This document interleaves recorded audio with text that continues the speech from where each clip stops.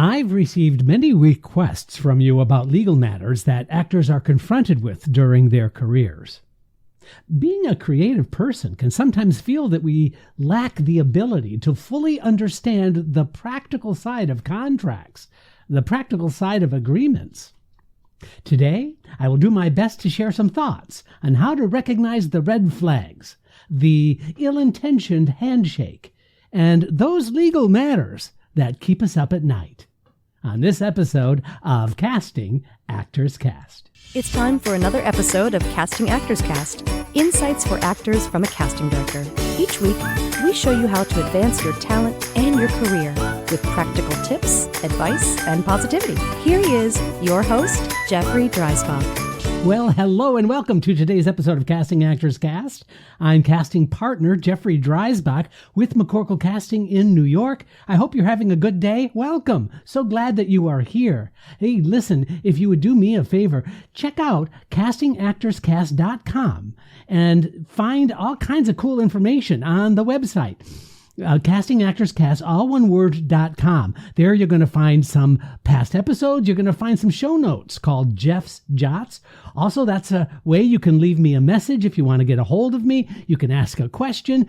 But there's also a form there that says dive into the talent pool. It asks for your name and your email address. Just fill that out. And what'll happen is it'll open up a menu of some freebies you can have. And I did say freebies. One is a book that I wrote on doing voiceover work called Conversation Pieces Out of the Studio, the voiceover workshop for professional actors. It's a 100-page PDF that you can download absolutely for free. So listen, if you're interested in doing voiceover work, and you get something for free to kind of figure out, to negotiate, to navigate how you're going to, get into a voiceover career, then by all means, you might want to check that out. Additionally, there is a free 20-minute video. It's a private video on YouTube, and it's called Casting Secrets, What They Don't Tell You. And I'm going to tell you in this free 20-minute video, all of this is just a way to get you to check out the website, to become part of this growing community. It's very exciting to see the numbers growing exponentially over time. 3 years and counting on the podcast, and I get just wonderful messages and comments from people every week, and it is so rewarding. I do all of this on my own. I'm like a one-man band putting these podcasts together. I do it on my own time, and it's really been a joy for me, and I hope for you as well. And here's my shout out to my good friends at Actors Connection. If you haven't checked out Actors Connection, listen, you're missing out on some really cool stuff. This is a wonderful online classes, seminars, workshops, all kinds of amazing training taking place with professionals in the industry. So do check out actorsconnection.com/New York. So I received an email regarding my most recent email regarding, can you talk about contracts? Can you talk about the pitfalls and some of the dangers that actors get involved with when they take a look at contracts and they don't really have a good understanding about contracts? And, I thought about this and thought, well, this is a really good idea to talk about it. First of all, the assumption that we really don't know anything about contracts is not really, really true. Because in today's age, we have an opportunity and we have resources that we can find out if this is a legitimate contract or not. So we're going to dive into contracts. I can also share with you that I feel pretty strongly, because of my work at McCorkle Casting, I negotiate all of the contracts. Not all, I have to say, some of the feature film contracts are done through our agent. Yeah, casting directors have agents. Isn't that interesting?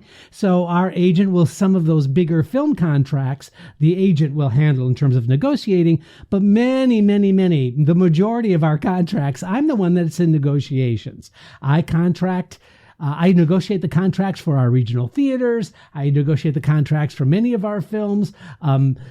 So multiple projects. And so I feel like I can share from my perspective what this whole contract confusion is that actors find themselves with. Because after all, like I said in the introduction, you're a creative person. How are you supposed to know this stuff? And the answer is, after today's episode, my wish for you is that you're going to feel much more comfortable, much more confident when these kinds of situations happen to you. All right, so first of all, let's just dive into this by talking about the types of contracts for actors.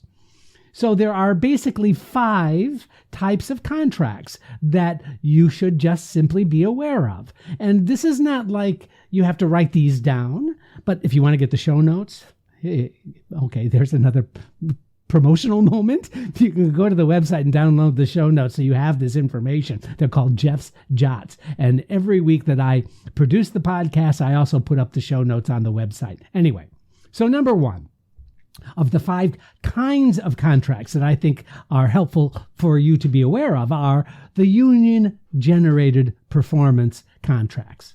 Union-generated performance contracts. So all of the performers' unions, SAG-AFTRA, Actors Equity Association, American Guild of Variety Artists, they all create and have created contracts for each of the performance venues that you might be asked to perform in. There are also contracts generated by the unions for agents to follow. So if an agent is interested in signing you, when you've heard that term, the agent wants to sign me, they will produce a union-generated contract. So that means that the unions are there for the performers. They offer protections and they offer all kinds of really great things. So you want to check out your union membership status. You want to figure that out. But even if you're a non-union member and an agent asks you to sign, they will usually produce a union-generated performance contract. So that is generated for film, for example, television, theater. They all have their own types of contracts. But here's the thing. Because they're created by the performers' union, rest assured that the performers are genuinely being protected. There's not like unscrupulous stuff happening from a union-generated contract. So a contract for signing with an agent, for example, really lays out in very clear, unambiguous terms the arrangements that are being asked of the performer, but also the responsibilities of the person who is providing the contract. That also goes for film contracts, SAG-AFTRA contracts, whether you are doing a day player on a television series or a feature film, whether you are a guest star, whether you are appearing in another film or television generated performance situation, those contracts are all from SAG-AFTRA. Theater is the same. Now, what's interesting about Actors Equity Association is that there are different types of contracts for each of the venues that you might be acting in. For example, there are LORT contracts, L-O-R-T, that stands for League of Regional Theaters. And there are designations for those theaters. There's a LORT A, B, C, D.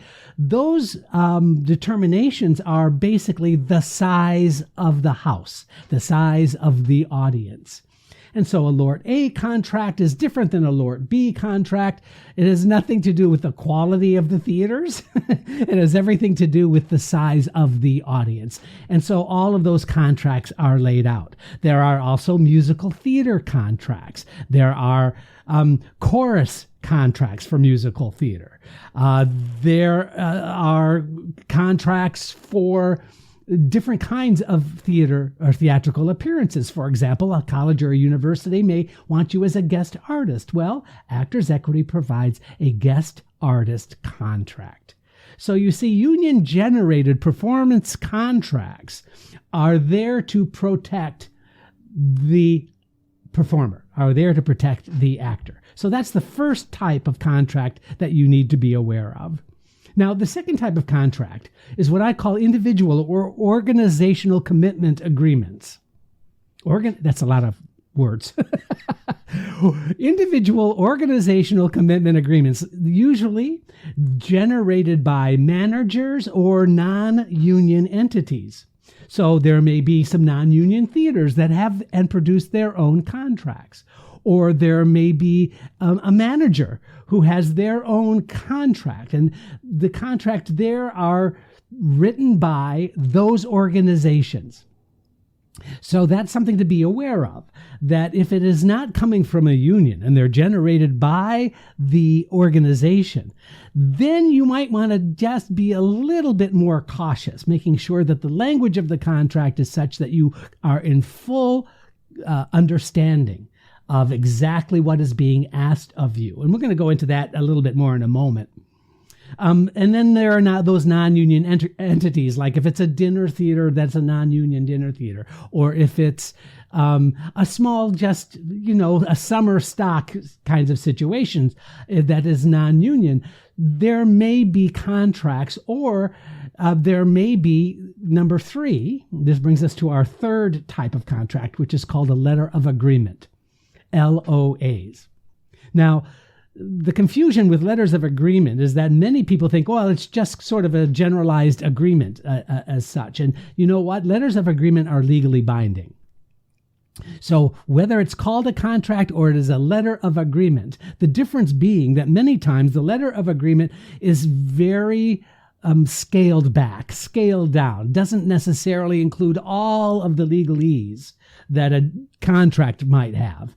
But a letter of agreement really does lay out the basics for what is being asked for of the actor, of the performer. So letters of agreement are something to be aware of. And the difference is that they oftentimes do not go into the greatest amount of detail. Many times letters of agreement are the first step before signing a full-fledged legal contract.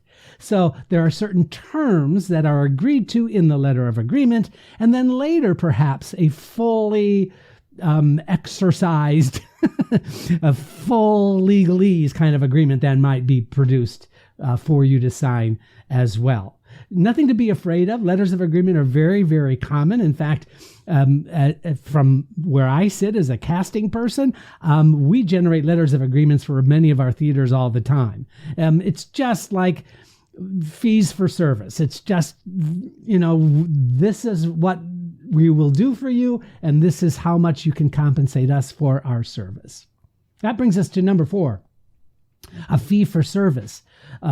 Sometimes there are performers or actors that are being asked to do work that is not within the usual or normal set of performing circumstances. I'll give you a quick example, and this is like way back when I was a performer, but I got a phone call from a company who really wanted somebody to dress up as a robot. I'm not kidding you. Dress up as a robot and to do a presentation for a client. And the client was somebody that this agency was working towards, and they wanted to present, the concept through the eyes of this mechanical robot. And so I think the fee was it was pretty cool. It was like for 3 hours, it was like $1,500. I thought, well, yeah, baby, I'm there. Sure, I'll dress up like a robot. So I got the robot costume, I got the silver makeup on my face, blah, blah, blah, blah. And I got handed a check for $1,500. The contract was really much more of like an independent contractor, or in tax terms or government payment terms, it's called a 1099. Or it can be, for example, an educational experience. If you're asked to come in as an actor and do a little workshop with students, you might be just given a fee for service, an independent contractor type of contract as well. I just want you to be aware that there are other uses for actors in some of these situations. And that's where the fee for service or maybe educational can come into play. Number 5 is not really a different kind of contract, but it's something I needed to put here, to insert here, just so that you have an awareness that this is something that is done quite frequently.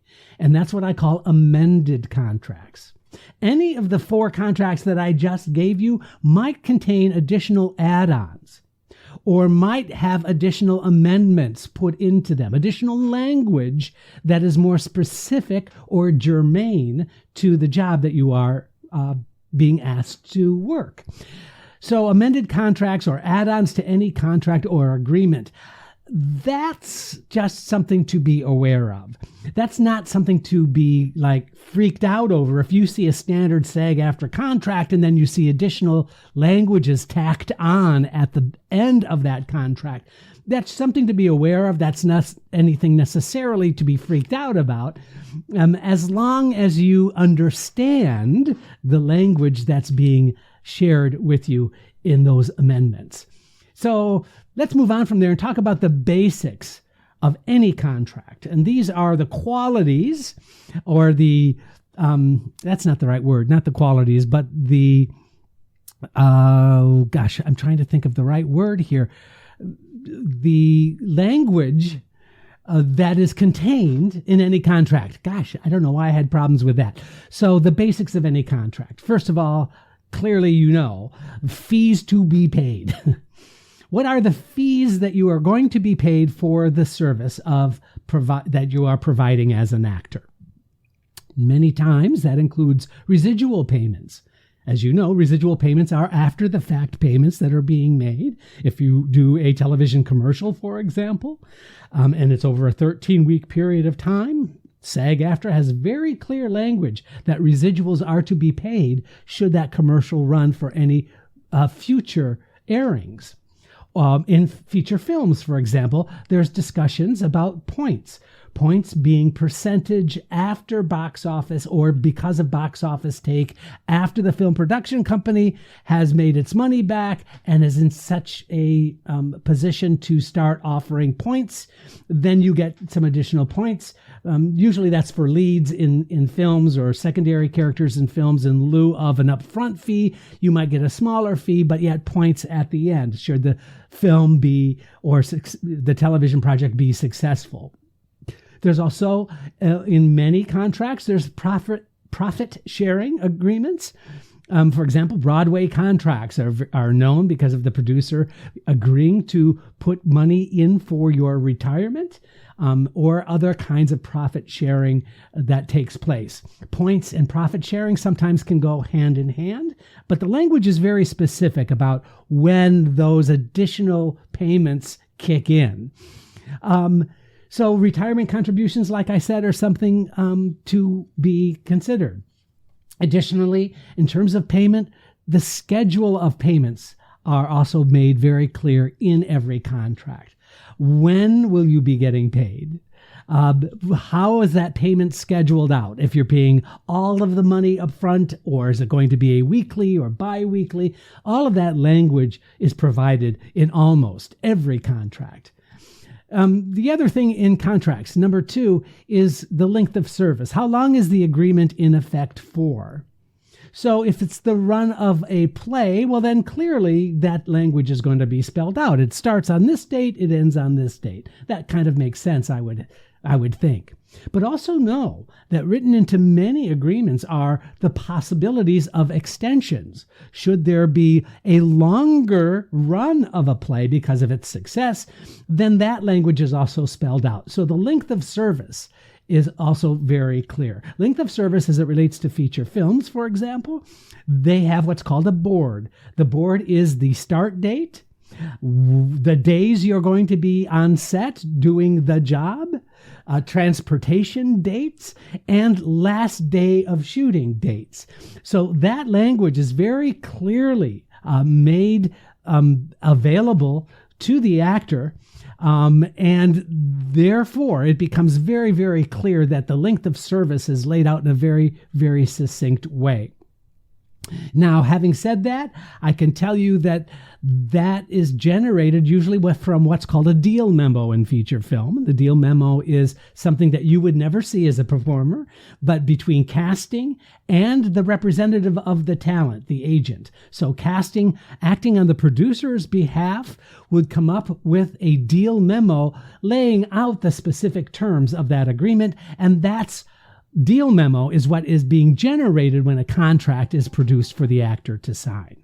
Anyway, I hope that makes sense. It's kind of just an additional sort of injection there of how it actually works. I didn't want you to ever be surprised if you hear, well, that was in the deal memo. Transportation, all of that stuff is provided in a deal memo and then laid out even more clearly in a contract. And that's for feature film and television projects.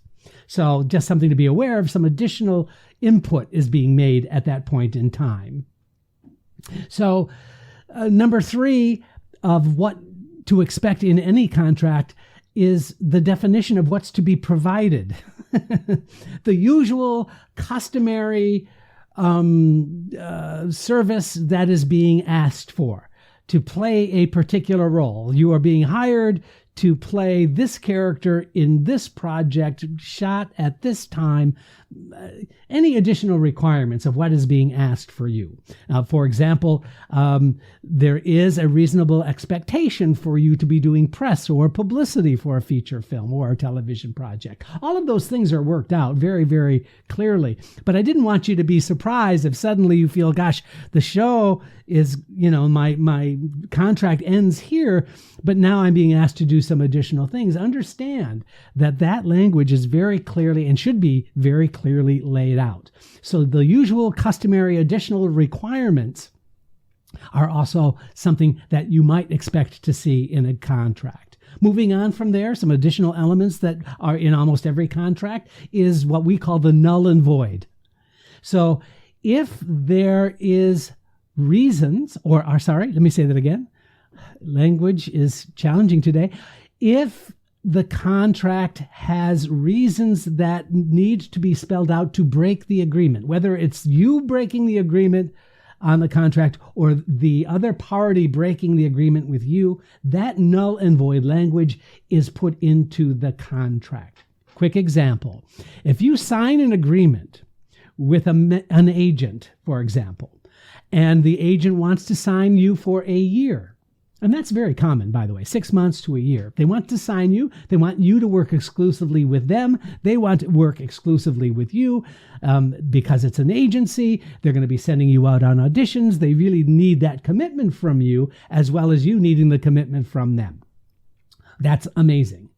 But written into the contract is a 90-day period that if you do not get any auditions or if you do not book anything within 90 days, then the agency has the right to drop you from the contract. Also, you have the right to drop the agency from the contract. So written into the contract is a 90-day, what I call the null and void. So there are clear reasons to break the contract. And the union is very much supportive of that language being put in, but there's also additional information that if you are a union member, for example, there are additional protections that are there. And then number 5, something that you should be seeking out in any contract is ways to seek restitution should that agreement be broken or dissolved. In other words, if you're working at a regional theater, and the director just decides that they don't want you to continue on with the production, there are definite agreements in place that you need to be compensated for the time and the energy that you've put into the project. So that language is something that is included in almost all contracts. Also, there's additional language, and this gets kind of bogged down, and I just don't want to do that to you. I don't want to bog you down with this additional stuff. But there's also discussions about going to arbitration, having a third party make a decision about the compensation, and that additional language is sometimes there. So if you see that, don't freak out. It's sometimes written into contracts in order to protect both parties. And then finally, number 6, signatures. So that makes sense, right? So it's your signature, it's their signature. Who signs first is dependent upon the situation you find yourself in. But usually if you're being offered a contract, that party has already signed the contract and your signature seals the deal. All right, let's move on from there and just talk about some things to remember. Things that I mentioned a little bit earlier, but I need to kind of solidify with you today. One is union-generated contracts are usually very safe and secure. Why? Because they're written through the performer's perspective, with the performer in mind. So union-generated contracts are usually very safe. They're very secure. The thing to be aware of is this, there are additional amendments to that particular contract that you just need to be very clear with the language. Speaking of that, the legalese of any contract must be clear and unambiguous. And this is challenging sometimes because we don't talk in legalese, but sometimes contracts feel so dense and the language is the first party of the first part and the second party of the third part. I mean, it becomes really crazy.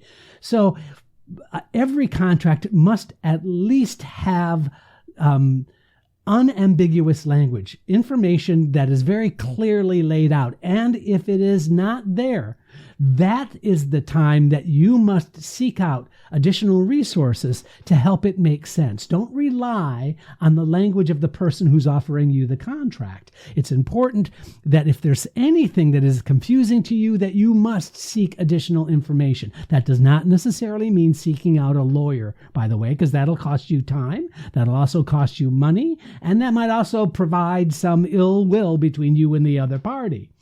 But let me be very clear here.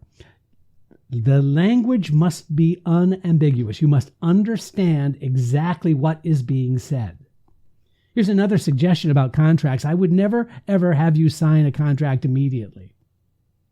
Now, even though I believe very strongly that bad contracts are very, very rare, they do happen. I know they happen, but sometimes I think actors go a little overboard with their concerns on some of these contracts. But I think that bad contracts are not that common.